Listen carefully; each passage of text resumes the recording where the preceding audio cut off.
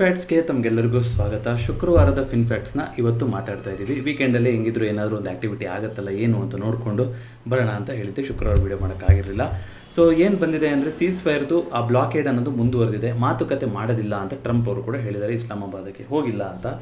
ಅದ್ರ ಜೊತೆಗೆ ಇಂಡೈರೆಕ್ಟಾಗಿ ಮಾತುಕತೆಗೆ ಅವರು ಇರಾನ್ ಕಡೆಯಿಂದನೂ ನಮ್ಮ ಜೊತೆ ಸಂಪರ್ಕ ಮಾಡ್ತಾ ಇದ್ದಾರೆ ಅಂತ ಆ ಥರನೂ ಹೇಳಿದ್ದಾರೆ. ಸೊ ಟೆನ್ಷನ್ನು ಅದೇ ರೀತಿಯ ವಾತಾವರಣ ಮುಂದುವರಿತಾ ಇದೆ. ಇದ್ರ ಜೊತೆಗೆ ಅಲ್ಲಿ ಡಿನ್ನರ್ ಪಾರ್ಟಿ ಅಂತ ನಡೀತಿದ್ದಾಗ ಟ್ರಂಪ್ ಅವ್ರನ್ನೇ ಉದ್ದೇಶಿಸಿ ಆಗಿರುವಂಥ ಅಟ್ಯಾಕು ಅಂತ ಹೇಳ್ತಾ ಇದ್ದಾರೆ. ಬಟ್ ಯಾರಿಗೂ ಏನೂ ಆಗಿಲ್ಲ.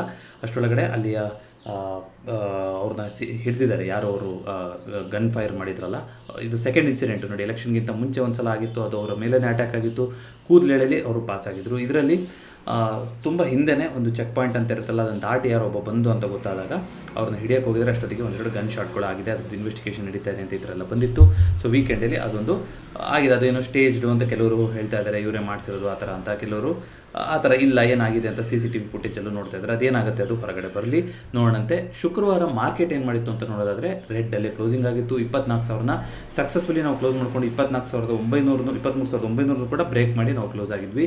ಮೇನ್ ಕಾಂಟ್ರಿಬ್ಯೂಷನ್ IT-ಇಂದ ಬಂದಿತ್ತು. ಬಟ್ ಓವರಾಲ್ ಎಲ್ಲ ಸೆಕ್ಟರ್ಗಳು ಕೂಡ ಆವತ್ತು ಒಂದೇ ಒಂದು ಸೆಕ್ಟರ್ ಕೂಡ ಪಾಸಿಟಿವ್ ಆಗಿ ಕ್ಲೋಸಿಂಗ್ ಆಗಿಲ್ಲ.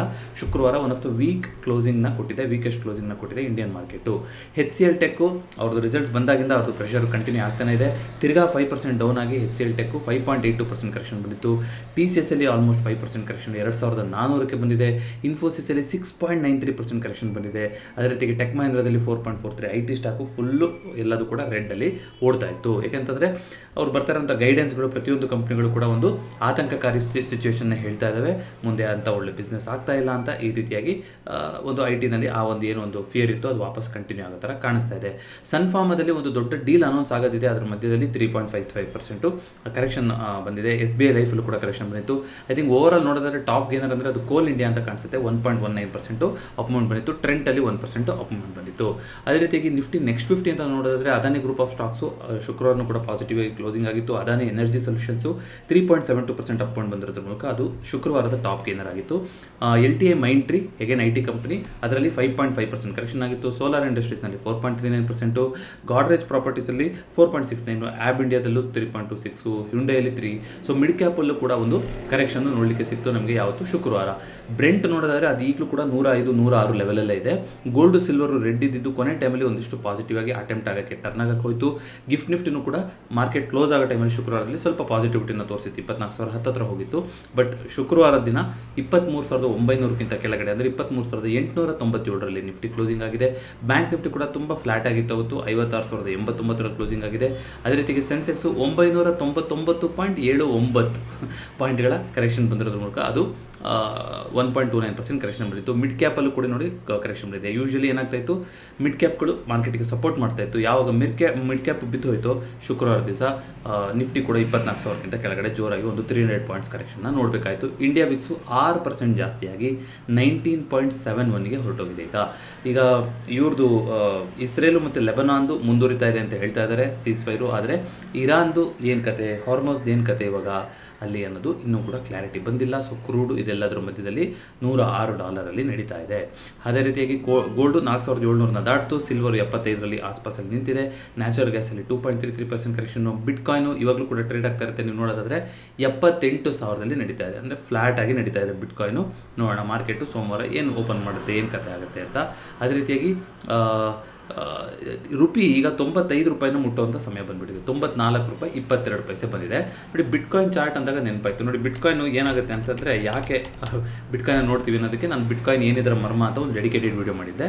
ಯಾಕೆಂದರೆ ಮಾರ್ಕೆಟು ಇಲ್ಲದೇ ಇದ್ದಂಥ ಸಂದರ್ಭದಲ್ಲೂ, ಅಂದರೆ ನಮ್ಮ ಮಾರ್ಕೆಟು ಕ್ಲೋಸಿಂಗ್ ಆಗಿದ್ದಾಗಲೂ ಕೂಡ 24 ಗಂಟೆನೂ ನಡೆಯುವಂಥ ಯಾವ್ದಾದ್ರು ಇಂಡೆಕ್ಸ್ ಇದೆ ಅಂದರೆ ಅದು ಬಿಟ್ಕಾಯಿನ್. ಇಲ್ಲಿ ನೀವು ನೋಡೋದಾದರೆ ಯಾವತ್ತಿಂದ ಫೆಬ್ರವರಿನಲ್ಲಿ ಫೆಬ್ರವರಿಯಿಂದ ಈಗ ಒಂದು ಸೈಡ್ ವೇಸ್ ಆಗಿ ಬಿಟ್ಕಾಯಿನು ಅಲ್ಲೇ ನಿಂತಿದೆ. ಅಂತ ದೊಡ್ಡ ಮೊಮೆಂಟ್ಗಳನ್ನು ಬಂದಿಲ್ಲ ಬಿಟ್ಕಾಯಿನಲ್ಲಿ. ಸೊ ಒಂದು ಅಟೆಂಪ್ಟ್ ಮಾಡ್ತಾ ಇದೆ. ಅಟೆಂಪ್ಟ್ ಮಾಡಿದ್ರು ಕೂಡ ಇಲ್ಲಿ 81,000 80,000 ಈ ಲೆವೆಲಲ್ಲೂ ರೆಸಿಸ್ಟೆನ್ಸ್ ಇದೆ. ಹೀಗೇನು ಬಿಟ್ಕಾಯಿನಲ್ಲಿ ನಮಗೆ ಟ್ರೇಡ್ ಮಾಡೋದಕ್ಕೆ ಇಂಡಿಯಾದಲ್ಲಿ ಅವಕಾಶ ಇಲ್ಲ. ಬಟ್ ಯಾಕೆ ಬಿಟ್ಕಾಯಿನ್ನ ನೋಡ್ತಾ ಇದ್ದೀನಿ ಅಂತಂದರೆ, ಮಾರ್ಕೆಟು ಒಂದು ಇಂಪಾರ್ಟೆಂಟ್ ಘಟ್ಟಕ್ಕೆ ಇದೆ. ಇಲ್ಲಿಂದ ರಿಜೆಕ್ಷನ್ ಬಂತು ಅಂತಂದರೆ ಮತ್ತು 70,000 ಕಡೆಗೆ ಹೋಗ್ತೀವಾ ಅನ್ನೋದು ನೋಡಬೇಕು. 70,000 ಅನ್ನೋದು ಇಂಪಾರ್ಟೆಂಟ್ ಸಪೋರ್ಟ್ ಬಿಟ್ಕಾಯಿನಲ್ಲಿ. ಅಲ್ಲಿ 200 ಡೇ ಮೂವಿಂಗ್ ಅವರೇಜ್ ಕೂಡ ಬರುತ್ತೆ. ಚಾರ್ಟ್ಸ್ ಇಂಡೆಕ್ಸ್ ಯಾವುದಾದ್ರೂ ಒಂದೇ ಅಲ್ವಾ, ಅದಕ್ಕೋಸ್ಕರ ತೋರಿಸ್ತಾ ಇದ್ದೀನಿ ಅಷ್ಟೇ. ಹಾಗೆಯೇ ಒಂದಿಷ್ಟು ರಿಸಲ್ಟ್ಸ್ಗಳು ಬಂದಿದೆ. ಇಂಪಾರ್ಟೆಂಟಾಗಿ ರಿಲಯನ್ಸಿನ ರಿಸಲ್ಟ್ಸ್ ಬಂದಿತ್ತು ಶುಕ್ರವಾರ ದಿವಸ, ನೀವು ನೋಡ್ತಾ ಇದ್ದೀರಾ. First Indian company $10 billion profit ಆಗಿತ್ತು ಅಂತ ಈ ಥರನೂ ನೋಡ್ಬೋದು. ಯಾಕೆಂದರೆ ಮನಿ ಕಂಟ್ರೋಲ್ ಆಗಲಿ, CNBC ಆಗಲಿ, ಇದೆಲ್ಲ ಯಾರ್ದು, ಅವ್ರದ್ದು ರಿಲಯನ್ಸ್ ಅವ್ರದ್ದೇ ಚಾನಲ್ ಆಗಿರೋದ್ರಿಂದ. ಆದರೆ ಆ್ಯಕ್ಚುಲ್ ಅಂತ ನೋಡ್ತಾ ಬರೋದಾದರೆ ನಿಮಗೆ ನೆಟ್ ಪ್ರಾಫಿಟಲ್ಲಿ 11% ಡೌನ್ ಆಗಿದೆ ಲಾಸ್ಟ್ ಇಯರಿಗೂ ಈ ಇಯರಿಗೂ ಕಂಪೇರ್ ಮಾಡಿದ್ರೆ. ನೋಡಿ, ಲಾಸ್ಟ್ ಇಯರು 19,407 ಕೋಟಿ ಇತ್ತು ಅವ್ರದ್ದು ಲಾಭ ನೆಟ್ ಪ್ರಾಫಿಟ್ಟು. ಈ ಸಲ 16,971 ಕೋಟಿಗೆ ಬಂದಿದೆ. ಎಸ್ಟಿಮೇಷನ್ ಏನಿತ್ತು ಅದಕ್ಕಿಂತನೂ ಕೂಡ ಕಮ್ಮಿ ಬಂದಿದೆ. 11% ಸರ್ಪ್ರೈಸ್ ಆಗಿದೆ ಎಸ್ಟಿಮೇಷನ್ಗಿಂತ. ರೆವೆನ್ಯೂ ನೋಡಿದ್ರೆ ರೆವೆನ್ಯೂ ಎಸ್ಟಿಮೇಷನ್ ಏನಿತ್ತು ಅದಕ್ಕಿಂತ ಜಾಸ್ತಿ ಬಂದಿದೆ. ಲಾಸ್ಟ್ ಇಯರ್ಗಿಂತನೂ ರೆವೆನ್ಯೂ ಜಾಸ್ತಿ ಆಗಿದೆ, ಆದರೆ ಪ್ರಾಫಿಟ್ ಮಾಡೋಕ್ಕೆ ಆಗಿಲ್ಲ. ಅದರ ರೀತಿಯಾಗಿ ಅರ್ನಿಂಗ್ ಪರ್ ಶೇರು ಕೂಡ ಕಮ್ಮಿ ಆಗಿದೆ ರಿಲಯನ್ಸಲ್ಲಿ. So one of the week results ಅಂತಲೇ ಹೇಳ್ಬೋದು. ಕರೆಕ್ಷನ್ ಕೂಡ ಆಗಿತ್ತು 1.16%. ನೋಡೋಣ ಅದು ಸೋಮವಾರ ಯಾವ ರೀತಿ ಓಪನ್ ಆಗುತ್ತೆ ಅಂತ. ಅದೇ ರೀತಿಯಾಗಿ Lodha developers, L&T finance, Hindustan zinc, Shriram finance, ಇದೆಲ್ಲರದ್ದು ಕೂಡ ರಿಸಲ್ಟ್ಸ್ ಬಂದಿತ್ತು. ಕೆಲವೊಂದು ಪಾಸಿಟಿವ್ ಆಗಿ ಬಂದಿದೆ, ಕೆಲವೊಂದು ನೆಗೆಟಿವ್ ಆಗಿ ಬಂದಿದೆ. ಈಗ ಸದ್ಯಕ್ಕೆ ಬಂದಿರೋದ್ರಲ್ಲಿ ಬೆಸ್ಟ್ ಪರ್ಫಾರ್ಮರ್ಸ್ ಅಂತ ನಾವು ನೋಡ್ತಾ ಬರೋದಾದರೆ ಯಾವುದೂ ಅಂಥ ದೊಡ್ಡ ಕಂಪ್ನಿಗಳು ಇಲ್ಲ, ಎಲ್ಲ ಮಿಡ್ ಕ್ಯಾಪು ಸ್ಮಾಲ್ ಕ್ಯಾಪ್ ಕಂಪ್ನಿಗಳಲ್ಲೇ ರಿಸಲ್ಟ್ಸು ಚೆನ್ನಾಗಿ ಬಂದಿರೋಂಥದ್ದು. ವರ್ಸ್ಟ್ ಪರ್ಫಾರ್ಮರಲ್ಲಿ ಮಾತ್ರ ನಮಗೆ ಸಿಗ್ತಾ ಹೋಗ್ಬೋದು. ಲಾರ್ಜ್ ಕ್ಯಾಪ್ ಕಂಪ್ನಿಗಳಲ್ಲೂ ಕೂಡ ಒಂದಿಷ್ಟು ಪರ್ಫಾರ್ಮೆನ್ಸ್ ಬಂದಿದೆ. ಇನ್ನು ಸ್ಪೆಸಿಫಿಕ್ ಆಗಿ ನೋಡಬೇಕು ಅಂದರೆ ನಿಮ್ಗೆ ಗೊತ್ತಿದೆ, ಇದು Research360.in ನಲ್ಲಿ ನಿಫ್ಟಿ 50 ಕಂಪ್ನಿಗಳಿಂದ ನಿಮಗೆ ತೋರಿಸ್ತಾ ಹೋಗ್ತಾರಲ್ವಾ. ಇಲ್ಲಿ ನೀವು ನೋಡ್ತಾ ಬರೋದಾದರೆ ಇದುವರೆಗೂ ಪಾಸಿಟಿವ್ ಗ್ರೋತ್ ಅಂತ ಕೊಟ್ಟಿರೋದು. ಈಗೇನು ರೆವೆನ್ಯೂ ಗ್ರೋತ್ ಯಾಕೆ ಚೇಂಜ್ ಆಗಿತ್ತು, ಬೇರೆ ಬಿಸ್ನೆಸ್ಸಿಂದ ಆಯ್ತಾ ಏನೋ ಅದೆಲ್ಲ ನೋಡಬೇಕಾಗುತ್ತೆ. ಇದು ಹಿಂದೆನೂ ಕೂಡ ಕವರ್ ಮಾಡಿದ್ದೀನಿ ನಾನು. ಬಟ್ ಇವಾಗ ಇದುವರೆಗೂ ಲಿಸ್ಟ್ ಆಗಿರೋ ರಿಸಲ್ಟ್ಸ್ ಅನೌನ್ಸ್ ಮಾಡಿರೋ ಕಂಪ್ನಿಗಳಲ್ಲಿ ಜಿಯೋ ಫೈನಾನ್ಸ್ದು ರೆವೆನ್ಯೂ ವೈಸು ಜಾಸ್ತಿ ಪ್ರಾಫಿಟ್ ಬಂದಿರುವಂಥದ್ದು ಅದು. ಅದೇ ರೀತಿಯಾಗಿ ನೆಸ್ಲೆ ಇಂಡಿಯಾದಲ್ಲೂ ಕೂಡ ರೆವೆನ್ಯೂ ಜಾಸ್ತಿ ಆಗಿದೆ. ಟ್ರೆಂಟು, ಇನ್ಫೋಸಿಸು, ಟೆಕ್ ಮಹೀಂದ್ರ, ರಿಲಯನ್ಸು ಇದು ಈ ಸ್ಥಾನದಲ್ಲಿ ನಿಂತಿದೆ. ನೆಟ್ ಪ್ರಾಫಿಟ್ ಜಂಪ್ ಆಗಿರೋದು ನೋಡಿದ್ರೆ ಶ್ರೀರಾಮ್ ಫೈನಾನ್ಸಲ್ಲಿ 40% ಜಂಪ್ ಆಗಿದೆ ಲಾಸ್ಟ್ ಇಯರ್ಗೂ ಈ ಇಯರ್ಗೂ ಕಂಪೇರ್ ಮಾಡಿದ್ರೆ. ನೋಡಿ, ಲಾಸ್ಟ್ ಇಯರು 2,143 ಕೋಟಿ ಪ್ರಾಫಿಟ್ ಇತ್ತು, ಈಗ 3,020 ಕೋಟಿ ಪ್ರಾಫಿಟ್ ಮಾಡಿದ್ದಾರೆ. ಹೇಗೆ ನಾನು ಪ್ರಾಫಿಟ್ ಅಂದಾಗಲೂ ಕೂಡ ಅವರ ಸ್ಟೇಟ್ಮೆಂಟ್ನ ನೋಡಿ ಅಲ್ಲಿ ಏನಾದರೂ ಒಂದು ಯಾವುದನ್ನಾದ್ರು ಸೇಲ್ ಮಾಡಿ ಅದರಿಂದ ಬಂದಿದೆಯಾ, ಯಾವ ರೀತಿಯಿಂದ ಪ್ರಾಫಿಟ್ ಬಂದಿದೆ, ಪ್ಯೂರ್ ಬಿಸ್ನೆಸ್ಸಿಂದನೇ ಬಂದಿದೆಯಾ ಅಥವಾ ಆಕ್ವಿಸಿಷನ್ ಮಾಡಿರ್ತಾರೆ, ಒಂದು ಕಂಪ್ನಿನ ಮತ್ತೊಂದು ಕಂಪ್ನಿಗೆ ಸೇಲ್ ಮಾಡಿರ್ತಾರೆ, ಅಸೆಟ್ಗಳನ್ನು ಈ ರೀತಿಯಿಂದ ಬಂದಿದೆಯಾ ಅನ್ನೋದನ್ನು ನಾವು ಸೂಕ್ಷ್ಮವಾಗಿ ನೋಡಬೇಕಾಗುತ್ತೆ. ಬರೀ ಈ ಡೇಟಾ ನೋಡೋಕ್ಕಾಗಲ್ಲ. But good parameter to filter ಯಾವುದರಲ್ಲಿ ಚೆನ್ನಾಗಿ ಪರ್ಫಾರ್ಮೆನ್ಸ್ ಕೊಡ್ತಾ ಇದೆ, ಆಪರೇಟಿಂಗ್ ಪ್ರಾಫಿಟ್ ಯಾವಾಗಲೂ ಜಾಸ್ತಿ ಆಗಿದೆ, ಆಮೇಲೆ ಅದನ್ನ ಹೋಗಿ ಸ್ಪೆಸಿಫಿಕ್ ಆಗಿ ನಾವು ನೋಡ್ತಾ ಹೋಗ್ಬೋದು. ಸೊ ಸದ್ಯಕ್ಕೆ ಬಂದಿರುವಂಥ ನಿಫ್ಟಿ 50 ಕಂಪ್ನಿಗಳಲ್ಲಿ ನೋಡೋದಾದರೆ ಆಲ್ಮೋಸ್ಟ್ ಎಲ್ಲದರಲ್ಲೂ ಕೂಡ HDFC life insurance, SBI life insurance ಎರಡರಲ್ಲೂ ಕೂಡ ರೆವೆನ್ಯೂ ಕಡಿಮೆ ಆಗಿದೆ. ಮಿಕ್ಕಿದೆಲ್ಲದೂ ಕೂಡ ಡೀಸೆಂಟ್ ರೆವೆನ್ಯೂ ಅಂತಿದೆ. ಬಟ್ ಡಬಲ್ ಡಿಜಿಟ್ ರೆವೆನ್ಯೂ ಕೊಟ್ಟಿರೋದು IT ಸ್ಟಾಕ್ಗಳಲ್ಲಿ ಹೇಳ್ತಾ ಇದೆ. ಅದರ ರೆವೆನ್ಯೂ ಇದ್ರೂ ಕೂಡ ಅವ್ರದ್ದು ನಿಮ್ಗೆ ಗೊತ್ತಿದೆ ಗೈಡೆನ್ಸ್ ಕೂಡ ಕಮ್ಮಿ ಕೊಟ್ಟಿರೋದ್ರಿಂದ, ಜೊತೆಗೆ ಡಿಸ್ಕ್ರಿಷನರಿ ಸ್ಪೆಂಡಿಂಗ್ ಅಂತ ಬರುತ್ತೆ, ಅದು ಕ್ಲೈಂಟ್ಗಳು ಮುಂದೆ ಆಗ್ತಲೇ ಇರೋದ್ರಿಂದ ಸೊ IT ಕಂಪ್ನಿಗಳಿಗೆ ಒಂದು ನೆಗೆಟಿವ್ ಪರ್ಫಾರ್ಮೆನ್ಸ್ ಇದೆ. ಮತ್ತು ದೊಡ್ಡ ಕಂಪ್ನಿಗಳು ಇದಕ್ಕಿಂತ ಬೆಟರ್ ರಿಸಲ್ಟ್ಸ್ ಕೊಡುವಂಥ ಎಕ್ಸ್ಪೆಕ್ಟೇಷನ್ ಇರುವಂಥ ಕಂಪ್ನಿಗಳು. ಅದೇ ರೀತಿಯಾಗಿ investor.com ಅಲ್ಲೂ ಕೂಡ ನೀವು ಹೋಗಿ ನೋಡ್ಬೋದು. ಸೊ ಇಲ್ಲೂ ಕೂಡ ನಿಮಗೆ ಯಾವ ರೀತಿಯಾಗಿದೆ ಅಂತ, ಇದು ಸ್ವಲ್ಪ ರೆವೆನ್ಯೂ ಇದೆಲ್ಲ ಡಾಲರ್ ಇದರಲ್ಲಿ ತೋರಿಸುತ್ತೆ. ಯಾಕಂದರೆ investing.com ಬರೀ ಇಂಡಿಯಾದಲ್ಲ, ಎಲ್ಲದರದ್ದು ಕೂಡ. ಬಟ್ ನೀವು ನೆಕ್ಸ್ಟ್ ಯಾವ್ದು ಬರ್ತಾ ಇದೆ ಅಂತಲೂ ನೋಡ್ಬೋದು. ಇದು 24 ಬಂದಿರುವಂಥದ್ದು, ಹಿಂದೂಸ್ತಾನ್ ಜಿಂಕು, ಅದಾನಿ ಗ್ರೀನು. ಅದೇ ರೀತಿಯಾಗಿ ಇಲ್ಲಿ ನೋಡಿ, ಇಲ್ಲಿ ರೆಡ್ ಬಂದಿದ್ರೆ ಇಲ್ಲಿಗೆ ಅರ್ನಿಂಗ್ ಪರ್ ಶೇರ್ ಜಾಸ್ತಿ ಆಗಿದ್ರೆ ಜಾಸ್ತಿ ಅಂತ ಬರುತ್ತೆ, ಇಲ್ಲಾಂದ್ರೆ ನೆಗೆಟಿವ್ ಅಂತ ಬರುತ್ತೆ. ಬಟ್ ನೋಡಿ, ಎಲ್ಲರದ್ದು ಕೂಡ ಅರ್ನಿಂಗ್ ಪರ್ ಶೇರು ಲಾಸ್ಟ್ ಕ್ವಾರ್ಟರ್ಗೆ ಕಂಪೇರ್ ಮಾಡಿದ್ರೆ ಈ ಸಲ ಕಮ್ಮಿನೇ ಬಂದಿದೆ. ಸೊ ನೆಕ್ಸ್ಟ್ ಇವಾಗ ಬರ್ತಾ ಇರೋವಂಥದ್ದು ನೆಕ್ಸ್ಟ್ ಡೇಟಿಗೆ ಅಂದರೆ ಈಗ ಸೋಮವಾರ, ಶನಿವಾರ, ಭಾನುವಾರ ಅದೊಂದೆರಡು ಇಂಡಿಯಾ ಸಿಮೆಂಟ್ಸ್ ಒಂದು ರಿಸಲ್ಟ್ಸ್ ಇದೆ. ಬಟ್ ಸೋಮವಾರ ದಿವಸ ನಮಗೆ ಆಕ್ಸಿಸ್ ಬ್ಯಾಂಕಿನ ರಿಸಲ್ಟ್ಸ್ ಇದೆ, ಅಲ್ಟ್ರಾಟೆಕ್ ಸಿಮೆಂಟ್ ಇದೆ, coal India, Varun beverages, Lloyds, small finance bank, Bajaj housing finance, Adani Total, SBI cards, ಸುಮಾರು ಕಂಪ್ನಿಗಳ ರಿಸಲ್ಟ್ಗಳು ಬರೋದಿದೆ. ಆಲ್ಮೋಸ್ಟ್ ಐ ಥಿಂಕ್ ಸೋಮವಾರ ಒಂದು 70-72 ಕಂಪ್ನಿಗಳ ರಿಸಲ್ಟ್ಸ್ ಇದ್ರೂ ಕೂಡ ಆಶ್ಚರ್ಯ ಇಲ್ಲ. ನೋಡೋಣ ಅಂತ ಎಲ್ಲಿದೆ ಅಂತ. 24, 25, 26, 27 47 ಕಂಪ್ನಿಗಳ ರಿಸಲ್ಟ್ಸು ಬರೋದಿದೆ ಸೋಮವಾರ ದಿವಸ. ಹೇಗೆ ರಿಸಲ್ಟ್ಸ್ಗಳು ಇನ್ನೂ ಶುರುವಾಗ್ತಾ ಹೋಗುತ್ತೆ, ಒಂದೊಂದಿನ ರಿಸಲ್ಟ್ಸ್ಗಳು ಬರ್ತಾ ಇರುತ್ತೆ. ಸೊ ಹುಷಾರಾಗಿ ಇರ್ತಾ ಹೋಗಬೇಕು, ನೋಡ್ತಾ ಹೋಗಬೇಕು. ಸೊ ಅದನ್ನು ಬಿಟ್ಟು ಅಂತ ನಾವು ನೋಡ್ತಾ ಬರೋದಾದರೆ ಆಪ್ಷನ್ ಡೇಟಾ ನೋಡ್ಕೊಂಡ್ಬರೋಣ. ಆಪ್ಷನ್ ಡೇಟಾ ನೋಡೋದಾದರೆ ಶುಕ್ರವಾರ ದಿವಸ ಬರೋಬ್ಬರಿ 8,800 ಕೋಟಿ ಸೆಲ್ ಮಾಡಿದ್ದಾರೆ FIಗಳು. ಆ ಕಾರಣದಿಂದಾಗಿ ಸೆಕೆಂಡ್ ಹಾಫಲ್ಲೂ ಕೂಡ ಅದು ನೆಗೆಟಿವ್ ಆಗಿ ಆಗ್ತಾ ಹೋಯಿತು. 8,800 ಕೋಟಿ, DIಗಳು 4,700 ಕೋಟಿ ಕೊಟ್ಟಿದ್ದಾರೆ. ನೋಡಿ, ಸ್ವಲ್ಪ ಸುಮಾರು ದಿನಗಳಿಂದ FIDಗಳು ಅಂಥ ಆ್ಯಕ್ಟಿವಿಟಿನ ಮಾಡ್ತಾ ಇರಲಿಲ್ಲ. ಲಾಸ್ಟ್ ಒಂದು 10 ಡೇಸಿಂದ ನೀವು ನೋಡ್ತಾ ಬರೋದಾದರೂ ಕೂಡ ಅಂಥ ದೊಡ್ಡ ಒಂದು ಬೈಯಿಂಗ್ ಸೆಲ್ಲಿಂಗ್ ಆಗ್ತಾ ಇರಲಿಲ್ಲ. ಮತ್ತೆ ಇವಾಗ ವಾಲಟೈಲ್ ಆಗುವಂಥ ಸಿಚುವೇಶನ್ ಬಂದಿದೆ. ಮಾರ್ಕೆಟ್ ಕೂಡ ಆ ಲೆವೆಲ್ನ ಬಿಟ್ಟು ಬಂದಿದೆ. ನಾಳೆ ದಿವಸ ನೋಡೋಣ 24,000ನ ಉಳಿಸ್ಕೊಳುತ್ತಾ, ಮಾರ್ಕೆಟ್ ಅದನ್ನು ರೆಸಿಸ್ಟೆನ್ಸ್ ಆಗಿ ಉಳಿಸ್ಕೊಳುತ್ತಾ, ಅದನ್ನ ಮೇಲ್ಗಡೆ ಹೋಗಿ ಸಾಧ್ಯ ಆಗ್ತಾ ಹೋಗುತ್ತಾ ಅಥವಾ ಇನ್ನೂ ಕೆಳಗಡೆ ಹೋಗ್ತೀವಿ ಅನ್ನೋದನ್ನು ನಾಳೆ ಓಪನ್ ಆದಮೇಲೆ ನೋಡ್ತಾ ಹೋಗೋಣಂತೆ. ಅದೇ ರೀತಿಯಾಗಿ ಓವರಾಲ್ ಕ್ಲೈಂಟ್ ಸೆಂಟಿಮೆಂಟ್ ನೋಡಿದ್ರು ಕೂಡ ನೋಡಿ, ಅವರು ಬುಲ್ಲಿಶ್ ಆಗೇ ಉಳ್ಕೊಂಡಿದ್ದಾರೆ ಕ್ಲೈಂಟ್ಗಳು, ಆದರೆ FIಗಳು ಸ್ಟ್ರಾಂಗ್ ಬೇರಿಶ್ ಆಗಿದ್ದಾರೆ. ಸೊ ನೀವು ಎಕ್ಸ್ಪೈರಿ ಏನಾಗ್ಬೋದು ಅನ್ನೋದನ್ನ ಇದರಲ್ಲಿ ನೀವು ಎಕ್ಸ್ಪೆಕ್ಟ್ ಮಾಡ್ತಾ ಹೋಗ್ಬೋದು. ಅದಕ್ಕೂ ಬರೋಣ ಓಎಗೆ. ಓವರಾಲ್ F&O ಸ್ಟಾಕ್ಸ್ ನೋಡೋದಾದ್ರೆ ಲಾರ್ಜ್ಲಿ ನೆಗೆಟಿವ್ ಆಗಿತ್ತು. 156 ಸ್ಟಾಕ್ಗಳು ನೆಗೆಟಿವ್ ಇತ್ತು. ಯಾವ ಒಂದು ಸೆಕ್ಟರ್ ಕೂಡ ಪಾಸಿಟಿವ್ ಆಗಿಲ್ಲ. IT ಸೆಕ್ಟರು 5.29% ಕರೆಕ್ಷನ್ ಬಂದಿದೆ IT ಸೆಕ್ಟರಲ್ಲಿ. ಯಾಕಂದರೆ ದೊಡ್ಡ ದೊಡ್ಡ ಲಾರ್ಜ್ ಸ್ಕೇಲ್ ಕಂಪ್ನಿಗಳಲ್ಲಿ 5% 6% ಕರೆಕ್ಷನ್ ಬಂದರೆ IT ಸೆಕ್ಟರ್ ಇದು ಕೂಡ ಗ್ರೂಪ್ ಕೂಡ ಇಂಡೆಕ್ಸ್ ಕೂಡ ಬಿದ್ದಲೇ ಹೋಗಬೇಕಲ್ವಾ.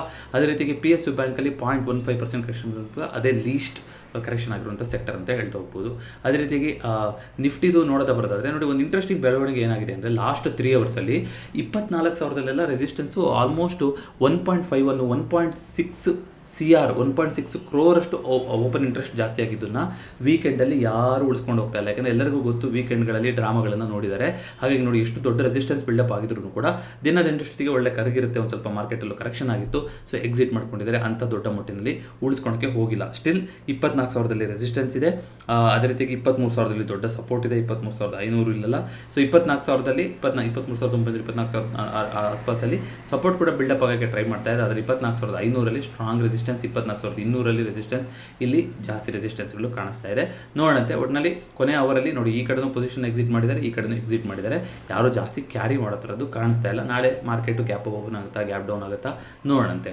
ಅದೇ ರೀತಿಯಾಗಿ ನಮ್ಮ ಎಕನಾಮಿಕ್ ಕ್ಯಾಲೆಂಡರ್ ನೋಡೋದಾದ್ರೆ ಇವಾಗ ಸದ್ಯಕ್ಕೆ ಏನೂ ಇಲ್ಲ, ಯಾವುದೋ ಒಂದು ಇವೆಂಟ್ ಅಂತ ಏನೂ ಇಲ್ಲ. ಇವ್ರದ್ದು ಏನು ಮಾಡ್ತಾರೆ ಇವಾಗ ಸೀಸ್ ಫೈರ್ ಅನ್ನೋದ್ರ ಮೇಲೆ ನಿಂತಿರುವಂಥದ್ದು.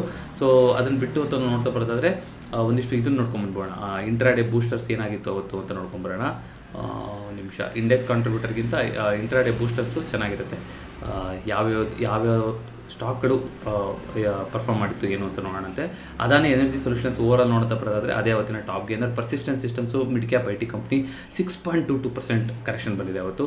ನೋಡ್ತಾ ಇದ್ದೀರಾ ಓವರಾಲ್ ಯಾವ ರೀತಿಯಾಗಿ ಇದೆ ಅಂತ. ಸೆನ್ಸೆಕ್ಸ್ದಾಗಲಿ, ಫಿನ್ ನಿಫ್ಟಿದಾಗಲಿ, ಬ್ಯಾಂಕ್ ನಿಫ್ಟಿದಾಗಲಿ ಎಲ್ಲದರಲ್ಲೂ ಕೂಡ ಒಂದು ರೆಡ್ಡಲ್ಲಿ ಕ್ಲೋಸಿಂಗ್ ಆಗಿಂಥದ್ದು ದಿನ. ಹಾಗಾಗಿ 24,000 ಕೆಳಗಡೆ ಬಂದಿದೆ. ಬಟ್ ಫಸ್ಟ್ ಡೇ ಕ್ಲೋಸಿಂಗ್ ಆಗಿರುವಂಥದ್ದು. ಸೋಮವಾರನೂ ಇದನ್ನ ಕಂಟಿನ್ಯೂಷನ್ ಮಾಡ್ತಾ ಹೋಗುತ್ತಾ ಮಾರ್ಕೆಟು, ಅಥವಾ ಇಲ್ಲಿಂದ ಒಂದು ರೀಬೌಂಡ್ ಬರ್ತಾ ಹೋಗುತ್ತಾ ಅನ್ನೋದನ್ನ ನೋಡ್ತಾ ಹೋಗೋಣಂತೆ. ಸದ್ಯಕ್ಕೆ ಇರಾನ್ದು ಅಮೆರಿಕದ್ದು ಏನೂ ಆಗೋ ಥರದ್ದು ಕಾಣಿಸ್ತಾ ಇಲ್ಲ. ಆ ಟೆನ್ಷನ್ ಇರೋ ತನಕ ಮಾರ್ಕೆಟಲ್ಲಿ ಟೆನ್ಷನ್ ಇರುತ್ತೆ. ಅದು ವಾರ ಅಂತ ಹೇಳಿದ್ರೆ ಅದಕ್ಕೆ ಒಂದು ಕರೆಕ್ಷನ್ ಆಗಿ ಮಾರ್ಕೆಟ್ ನೆಕ್ಸ್ಟ್ ಏನು ಅಂತ ನೋಡ್ತಾ ಹೋಗುತ್ತೆ. ಇಲ್ಲ ಇವರು ಸೆಟ್ಲ್ಮೆಂಟ್ ಮಾಡಿಕೊಂಡ್ರು, ಫೈನಲ್ ಡಿಲೇ ಆಗೋಯ್ತು ಅಂದರೆ ಮಾರ್ಕೆಟ್ ಬೌನ್ಸ್ ಆಗ್ತಾ ಹೋಗುತ್ತೆ. ಬಟ್ ಈ ಅನಿಶ್ಚಿತತೆ ಇದೆಯಲ್ಲ, ಅನ್ಸರ್ಟನಿಟಿ ಇದೆಯಲ್ಲ, ಅದು ಮಾರ್ಕೆಟ್ಗೆ ಇಷ್ಟ ಆಗದಲ್ಲೇ ಇರುವಂಥದ್ದು. ಇಂಥ ಟೈಮಲ್ಲಿ ಏನಾಗುತ್ತೆ, ವಿಕ್ಸು ತುಂಬ ಜಾಸ್ತಿ ಇರುತ್ತೆ. ನೀವು ಲಾಂಗ್ ಪೊಸಿಷನ್ಗಳನ್ನು ಯಾವ ಕಡೆನೂ ಉಳಿಸ್ಕೊಳಕ್ಕಾಗಲ್ಲ. ನೀವು ಲಾಂಗು ತೊಗೊಳಕ್ಕಾಗಲ್ಲ, ಶಾರ್ಟು ಮಾಡೋಕ್ಕಾಗೋದಿಲ್ಲ. ಎರಡೂ ಕಡೆ ಸ್ಟಾಪ್ ಲಾಸ್ಗಳನ್ನು ಹಿಟ್ ಮಾಡ್ತಾ ಇರ್ತಾರೆ, ಮ್ಯಾನಿಪುಲೇಷನ್ಗಳನ್ನು ಮಾಡ್ತಾ ಇರ್ತಾರೆ. ಕಂಪ್ಲೀಟ್ಲಿ ನ್ಯೂಸ್ ಡ್ರಿವನ್ ಮಾರ್ಕೆಟ್ ಆಗಿರುತ್ತೆ. ಹಾಗಾಗಿ ಇಂಥ ಟೈಮಲ್ಲಿ ಆದಷ್ಟು ದೂರ ಇಳಿಯೋದೇ ಒಳ್ಳೆಯದು. ಇದ್ರೂ ಕೂಡ ಕಮ್ಮಿ ಪೊಸಿಷನ್ನ ಕ್ಯಾರಿ ಮಾಡುವಂಥದ್ದು ವೆರಿ ವೆರಿ ಇಂಪಾರ್ಟೆಂಟ್ ಅಂತ ಹೇಳ್ತೀನಿ. ಮತ್ತೊಂದು ಫಿನ್ಫ್ಯಾಕ್ಟ್ಸ್ನೊಂದಿಗೆ ಭೇಟಿ ಹೋಗೋಣ. 2026 ನಮ್ಮ ಚಾನಲ್ ಮಿಷನ್ ಎಲ್ಲರಿಗೂ ಗೊತ್ತಿದೆ. Invest with intent. ಒಂದು ಯಾವುದೇ ಒಂದು ಶಾರ್ಟ್ ಟರ್ಮ್ ಆಗಲಿ, ಲಾಂಗ್ ಟರ್ಮ್ ಆಗಲಿ, ಒಂದು ಗೋಲ್ ಜೊತೆಗೆ ಒಂದು ಇನ್ವೆಸ್ಟ್ಮೆಂಟ್ ಆಗಲಿ ಅಂತ ಕೇಳ್ಕೊತೀನಿ. ಅದ್ರ ಬಗ್ಗೆ ಡೆಡಿಕೇಟೆಡ್ ವಿಡಿಯೋ ಪ್ರತಿ ವಿಡಿಯೋದ ಡಿಸ್ಕ್ರಿಪ್ಷನ್ ಇರುತ್ತೆ. ಇಂಟ್ರೆಸ್ಟ್ ಇದ್ದವರು ಚೆಕ್ಔಟ್ ಮಾಡ್ತಾ ಹೋಗ್ಬೋದು. ಮತ್ತೊಂದು ವಿಡಿಯೋದೊಂದಿಗೆ ಭೇಟಿ ಆಗೋಣ. ಎಲ್ಲರಿಗೂ ನಮಸ್ಕಾರ.